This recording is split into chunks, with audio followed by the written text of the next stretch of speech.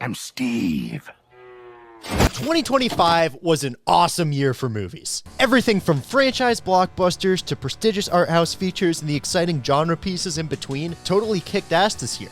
Whether it be awestruck, unironic enjoyment, or so bad it's good, ironic enjoyment, there were some films this year that I absolutely loved. And a lot like last year, I spent an insanely unhealthy amount of time writing Letterboxd reviews. Now, I saw a total of 35 new releases this year, which wasn't as much as I was hoping, but it was still a really good selection of films I made it out to nonetheless. But today, I'm listing off my top 10 favorite films of 2025. Not the movies that made the most money at the box office or the movies that'll hit it the biggest at award season. These are the 10 films that reminded me the most of why I love cinema. But real quick, welcome to The Geek Gossip. My name is Jack, and this is a channel where we talk about movies, comics, and all things geek. If you're new to the channel, be sure to like, subscribe, and hit that bell for notifications, and also join me in the comments. Now, with all that out of the way, let's dive right in. You wanna get wild? Okay, I'll show you wild. Despite their occasional bangers, Sony Animation was a low-tier studio for a while there. But ever since Into the Spider-Verse, they've been cooking with gas. And this year, with K-pop Demon Hunters, they have an endlessly enjoyable, anything but generic cultural phenomenon on their hands. And I absolutely loved it. Between its bold neon color grading, musically timed action sequences, and immense attention to detail, this film is very cool to look at. The animation feels like a mix between Disney and Spider-Verse, and I love how it never hesitates to exaggerate the emotions of the characters. I've never been a K-pop guy, as I've always kind of been a little averted to it by the cringy fan bases, but admittedly, this movie's soundtrack rules front to back. Every single song, whether it be the ferocious How It's Done, the uplifting Golden, or the haunting Your Idol, absolutely slaps as a perfect storm of electric energy, relentless rapping, and versatile vocals. My favorite track, though, has got to be Takedown. It's so catchy and well produced with some extremely clever lyrics. The character writing, as well, is really strong. As a viewer, I felt immediately immersed in the Huntrix group dynamic and really connected with Rumi's character overall, as well as her relationship with Genu. Admittedly, I wish Zoe and Mira had more developmental screen time, but they had a lot of fun moments nonetheless, and there's definitely time for that in the sequel. Even if the humor can be a little spotty and the pacing can get dry between the strong emotional beats, K-pop Demon Hunters still weaves a rich tapestry in its themes of accepting your faults, while also criticizing the dehumanizing idolization that takes place in the entertainment industry. Ultimately, this is a super creative, fresh, and exciting animated movie that I'd totally rewatch at some point. I call him Channing Tate Yum. I felt like I had a definitive lock on this list, but halfway through writing the script,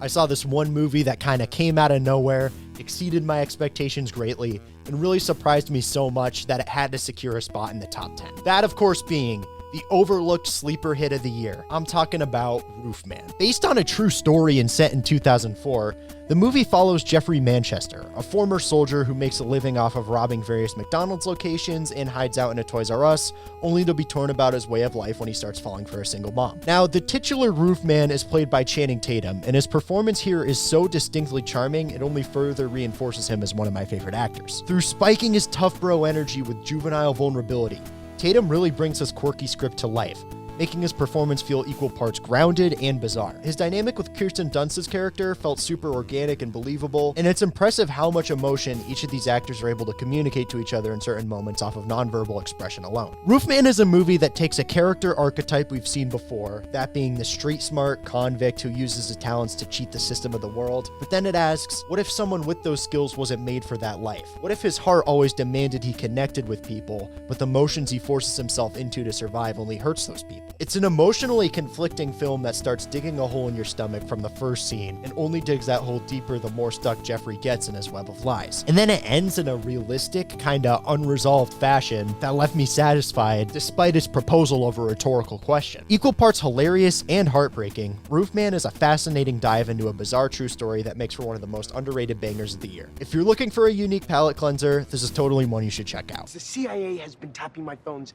ever since I found out the Zapruder film has been edited. JFK shot first. 2025 was the year I finally got brave enough to watch my first Yorgos Lanthimos movie.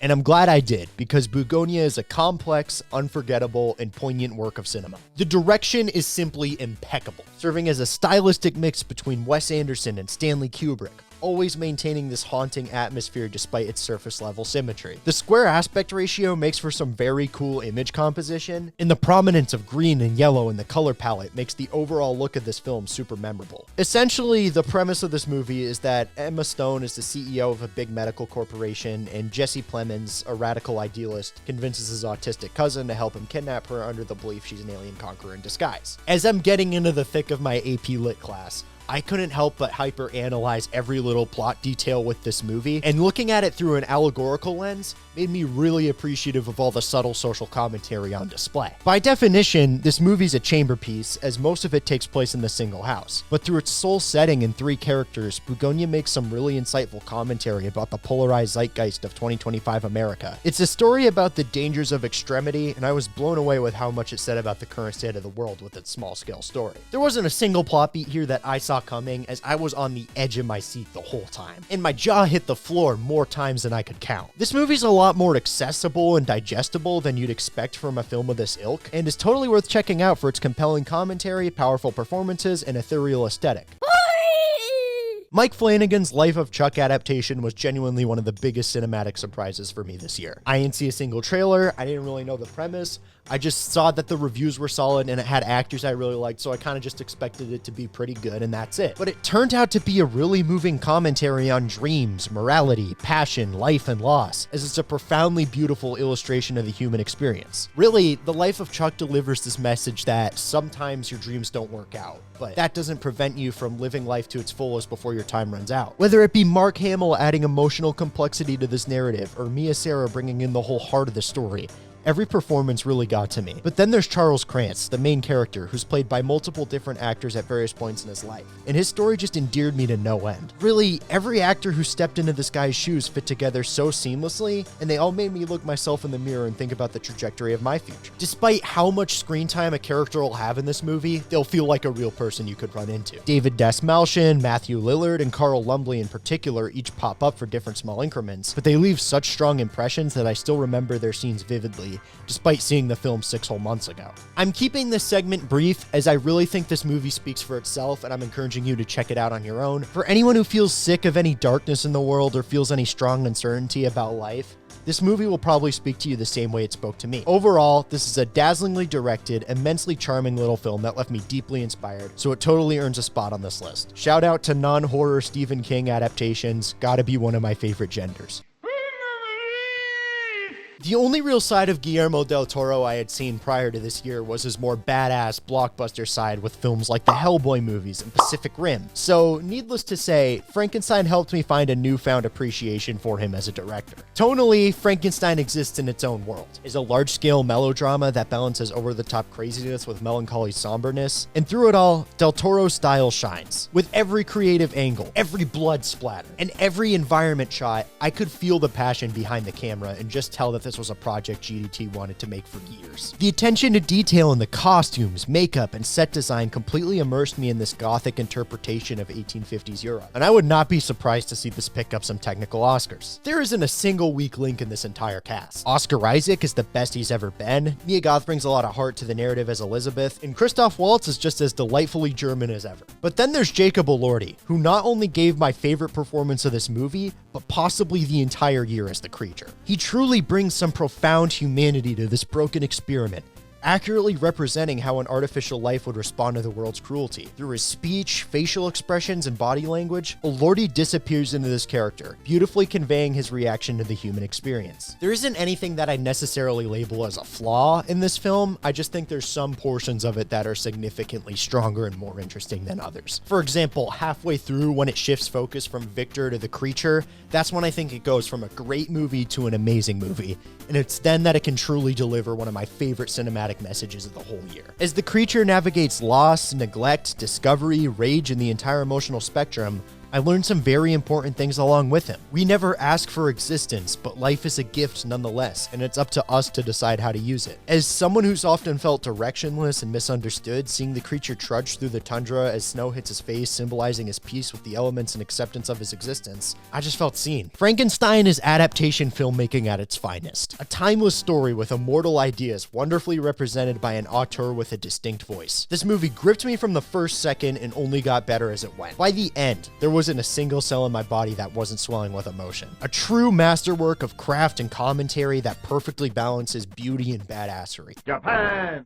To me, there are only two kinds of movies. There are movies I watch with my eyes, and there are movies I watch with my heart. The film Rental Family, which stars Brendan Fraser as an aging actor in Tokyo who finds a job playing emotional stand-in roles for strangers, was a film I watched with my heart. Everything about it, from its technical elements to its performances to its script, is beyond masterful. Ikari's direction is simply immaculate. From the very first shot, this film has personality, and not even 5 minutes in, I already felt like I understood the themes of the story and knew the main protagonist. From beginning to end, Rental Family is gorgeous to look at. Takeru Ishizaka's cinematography captures the vibrant beauty of Tokyo so well it made me want to save up for plane tickets. Then the score by Jonesy and Alex Summers was magical, tapping into that ethereal space between dreams and reality in classic Shigeru's fashion. Rental Family tackles a lot of themes, but never feels overstuffed as every idea really fits together. It comments on manipulation, debating the morals of lying to protect someone you love, and challenging the lack of honesty that often arises in human interaction. It's a criticism of Japanese social norms and how society in general forces people to repress parts of themselves. But really, it was this story about isolation and connection that spoke to me the most, as there were moments I really connected with the main character. Whether it be Brendan Fraser's authentic charm making a single expression worth a million words, Shannon Mahima Gorman giving one of the best child performances I've ever seen, or Akira Emoto moving me to tears with possibly the single most well-acted moment of the entire year, the whole cast makes the story feel real, and it's a consistently heavy watch. I don't think I've ever seen a film quite like Rental Family. It's big-hearted, it's tender, it's surprisingly funny at the same time as being devastating, powerful, and profoundly human. Each scene has two conflicting emotions endlessly at war for moral compass, which makes it just as intellectually compelling as it is sentimentally captivating. Watching this film, when I wasn't wearing the dumbest smile from ear to ear,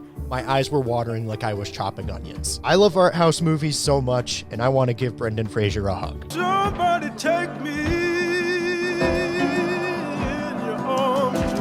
For years, I've wanted Hollywood to make a movie with a fresh, original concept that's unlike anything that's been done before, that had an action-packed, accessible tone that made for a fun watch, and was brought to life by a director with a distinct style. This year, that movie finally came out, and it was a little film called Sinners, directed by Ryan Coogler. This movie's impossible to throw under a single category. It's a horror movie about vampires, a period piece about the struggles of living in Jim Crow-era Mississippi, an action movie with Michael B. Jordan kicking so much ass it should be illegal, and a drama celebrating heritage, family, and music. All drastically different ideas, but when thrown into a blender, they make a really good smoothie. Coogler's vision is monumentally realized into this transformative audiovisual experience, adding weight to the story with every cut, angle, environmental detail, and color scheme. There's this one sequence, roughly at like the midpoint of the movie. If you've seen the movie, you know what I'm talking about. If you haven't seen the movie yet, you'll know when you see it. But without a doubt in my mind, it is the best movie moment of 2025, as well as one of my favorite scenes in any movie ever. If Sinners wasn't already terrifying, enthralling, and action-packed enough to deserve a perfect 10 out of 10 rating, it has an insane amount of heart. I didn't expect to cry at a freaking vampire movie, but I bawled my eyes out thrice in the movie theater. This is genuinely a tragic story that contrasts freedom of the body with the freedom of the spirit, while making some powerful statements on brotherhood and music, and there were moments where the bond between Smoke and Stack really made me think about me and my brother. It's movies like Sinners that are going to save cinema. Original ideas with deeper themes and distinct styles that are still fun for the average non-cinephile moviegoer. And it'll probably get a Best Picture nomination in addition to being a successful blockbuster. Ryan Coogler's magnum opus, Michael B. Jordan's best work, and the greatest score Ludwig Göransson has ever composed, this is a modern classic that fires on all cylinders. You like black girls?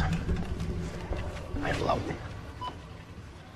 I love them. Decades from now, when we as cinephiles look back on the era-defining masterpieces of the 2020s, few movies will come to mind sooner than one battle after another. Set in a near dystopian future where a lot of the big political issues of the present day are even more intense, the setting of this film excellently captures the current polarized zeitgeist of cyclical violence. I'm not typically a huge fan of movies that are about social criticism, as I watch movies to escape the stress of current events. One Battle After Another, however, powerfully calls out all these subjects like white nationalism, authoritarian cruelty, and domestic terrorism in an artistically brilliant manner, balancing terrifying realism with tongue-in-cheek humor. This film managed to sweep me away while also making me reflect on what's going on in the country around me.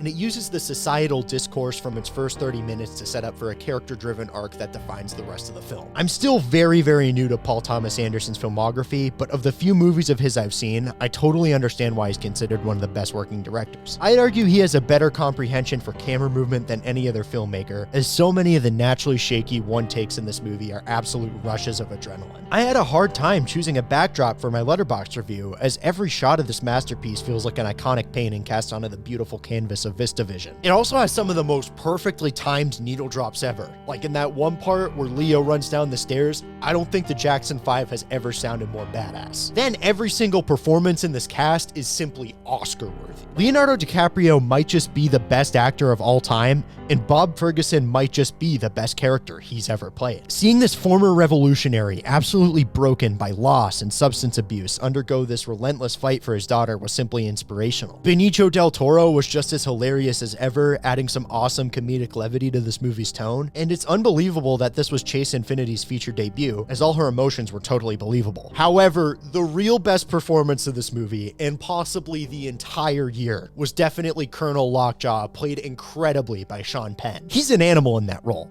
because his moral alignment is so impossible to pinpoint due to his inconsistency in philosophy and alliance. His actions are constantly engaging and unpredictable, whether he's making your stomach turn inside out with his moments of grounded intensity, or making you laugh your ass off with the unironic use of the term semen demon. He's totally earned immortality as one of the great 21st century film villains. Though I didn't personally connect with it as much as the two films I have ranked higher, I think One Battle After Another is the outright best movie of the year from an objective standpoint, and I really think Paul Thomas Anderson has his first Best Picture winner on his hands with this one. I have a terribly short attention span, so for a movie to be this gripping from the first second to the end of its 160-minute runtime is no easy feat. But Paul Thomas Anderson kept that momentum strong and made every second absolutely matter. One Battle After Another is a rare film that can heavily criticize the darkest aspects of modern culture and accomplish maintaining that weight despite its frequent integration of jokes. It shows that even as this country is torn apart and relentlessly thrown back into the struggles of ideology, maybe the future generations can do something to change that, powerfully ending a bleak masterwork on a hopeful note.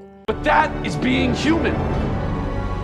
And that's my greatest strength. My three favorite things in the entire universe, in no particular order, are movies, music, and comic books. So needless to say, I'm a huge fan of James Gunn, so I was really excited to see what he'd cook up with his Superman remake. As for how I feel now that the movie's out and I've seen it 3 times, yeah, this is one of the best comic book movies ever made. To summarize this movie in a single word, it is fun. Between the gut-busting comedy, the stylish action, and the unexpected needle drops, this is a classic, enjoyable James Gunn experience. Henry Bram's cinematography is stellar, with the bold use of cool colors making for some truly comic-esque sci-fi shots, and the editing keeps the scenes moving at a perfectly digestible momentum. David Corenswet gives possibly the greatest superhero performance in history as Superman, and a portrayal of this character that I've been waiting for my whole life. From his mannerisms to his presence to his voice, he isn't an actor playing Superman, he is Superman. He has the well-rounded mortal decency you'd want the Man of Steel to have. He always tries to reason with people before fighting them. He goes out of his way to save every last person and always stands up for what's right, no matter how it's viewed by others. Yet, he still makes mistakes, he still loses battles, and as an audience member, I was consistently worried about whether or not he was going to win a lot of these fights, even on rewatch. James Gunn takes every chance he can to connect you with Clark's humanity, and every interaction with his parents, every fight with Lois, and assertion of responsibility over Krypto, thus adding so many layers of relatability to the Man of Tomorrow that just hasn't been in a movie before. That whole "I'm as human as anyone" speech in the third act gave me chills all 3 times I saw it. Every single actor in this movie, regardless of how much screen time they have, brings their characters to life in the best way possible. Nicholas Holt's Lex Luthor is the second best DC movie villain in history. Eddie Gattigi's Mr. Terrific is an absolute scene stealer. Rachel Brosnahan perfectly captured the spirit of Lois Lane, and Nathan Fillion's resemblance to comics guy Gardner is uncanny. The inclusion of metahumans like Hawkgirl, the Engineer, and Metamorpho helped this new universe feel vibrant and populated in a way the old DCEU never did. Also, me and my online friends think Jimmy Olsen is peak, So Skylar Gisondo, if you're watching, please accept your invitation to the Chicken Jockeys group chat. Most superhero movies either embrace wackiness completely and exist outside of the world they were created in, or they lean into social commentary so heavy that they cut ties with their fantastical source material altogether. Gunn's Superman serves as an interesting midpoint to this spectrum. It feels like a comic book brought to life, with superhero battles being seen as an everyday occurrence, the manifestation of monsters not feeling like a big deal, and the constant rejection of real-world physics. But then he grounds this narrative, advocating for human rights and social justice in the face of tech billionaire domination and geopolitical tyranny, making a movie that's simultaneously timely and escapist. Essentially, this movie is James Gunn capturing the rut that the world is in and using this symbol of hope to elevate us out of that rut, stating that in a world of corruption, mistreatment, and hatred, kindness is essential now more than ever. This is a message I feel like anyone can connect with, and it's optimistic films like this that we're going to need to get us through this dark hour. Seeing this opening night was possibly my favorite movie theater experience ever. I laughed, I cried, I cheered, and when it was all over, I shot out of my seat to embarrass my family by giving it a standing ovation, which I've never done for any other movie ever. For months on end, it really looked like this was going to be my number one of the year. But back in November, to no predictability whatsoever, this one movie that I put on Netflix just kind of came out of nowhere and completely dethroned it and had such a profound effect on me, I couldn't help but put it at number one. Which brings me to my favorite movie of 2025. Lost in Starlight is an animated sci-fi romance film from South Korea. Set in 2050, it follows Nanyang, a second-generation astronaut who works her whole life for a chance to go to Mars and honor her mom's legacy, only to be conflicted when she falls in love with an indie musician named Jay. I had reason to believe this movie was going to be good, considering the reviews are all solid and I had it recommended to me by my AP English teacher and favorite YouTuber, respectively. But what I wasn't expecting, however, was for this to be the most I've ever cried at a movie. In a viewing experience so transformative, it dethroned every other film that came out in 2025. Oh, and I watched it on a plane too, on my phone, with my headphones, in between my mom and my brother. Possibly the worst format to watch a movie for the first time, but because the movie was so good, it felt more magical than any movie I saw in theaters this year. That's how freaking good Lost in Starlight is. Visually, this is one of the most stylistically potent animated films I've ever seen. There's rarely a shot that's not creatively set up, as director Han Ji-won has a great eye for cool angles. The wide shots allow you to take in the atmospheric beauty of futuristic Seoul, in addition to the emotions it adds to the characters. In the dream sequences and moments of abstract editing, the feelings of the storytellers take over in a way that uses the medium of animation to its fullest. Factor in the constant symbolism in the color palette. The visuals of Lost in Starlight are astounding on both a superficial and subtextual level. Music plays a big part in this movie, as you'd expect with one of the main characters being a singer-songwriter, and really, all the songs are great. There's several moments here where some powerful Korean love song will play and wonderfully accompany a charming montage of the characters just going through these slice-of-life routines. And this one song, Bon Voyage, that's woven into the story and used multiple times throughout the film, lays into the climax in a way that made me feel like I was levitating. The score by One of One is super distinct and imaginative, and I've gone back to it often as I've worked on essays for school or other video scripts. At its core, Lost in Starlight is a poetic meditation on love, dreams, loss, and the paradoxes of human existence. Through its impactful romance between two lost dreamers and all the hardships they undergo, this film teaches the message that moments of terrible grief must be gone through so you can appreciate the moments of beautiful positivity. It shows that you don't always have to choose between your life goals and the people you love. Through taking that love with you to overcome obstacles, you can have both. I'm in my senior year of high school and at a really transitional point in my life, so without getting too personal, this movie told me a lot of things that I really needed to hear. Through the entire last 30 minutes of this film, I honestly had no idea what was going to happen, as I don't think I've ever been more emotionally electrocuted by a movie's climax. I genuinely feel like I have a better appreciation of life and the universe entirely because I've seen this film. Out of every movie that came out this year, this is the one that surprised me the most, it's the one that inspired me the most, and it's the one that captured my imagination the most. But of the highest importance, it's the one that made me feel the most. And that's why it's my favorite movie of 2025. So those are my top 10 movies of 2025. What did you think of this video? What What were your favorite movies of 2025? And what were some films that I didn't mention that you think I'd really enjoy? Let me know in the comments down below. I'd love to hear absolutely everything that you would have to say about this video. There's a lot of people that I'd like to thank. First of all, I'd like to thank all the filmmakers, actors, writers, and animators whose work I mentioned in this video, and I hope this encourages others to seek out their films. I'd like to thank my mom, my dad, my brother, and all my friends, both online and in person, for watching movies with me and talking about movies with me. Cinema is a communal experience, so being able to bond with people over the magic of storytelling really meant a lot to me this year. And I'd also like to thank you, the viewers, the Geek Gossip subscribers who have kept this channel alive after all this time. Even if I'm not like the biggest YouTuber in the world by any stretch of the imagination, the fact that I can just talk about the things I love and like a couple hundred people might be interested to hear what I have to say really means a lot to me. So thank you. Y'all are the best. Once again, that's going to have to wrap things up. Thanks again so much for tuning in. I hope you had an amazing 2025, and I hope you enjoyed watching this video. But most of all, I hope your 2026 is awesome and brings you a lot of joy and more awesome movie memories. Till next time, YouTube, I will see you on the flip side.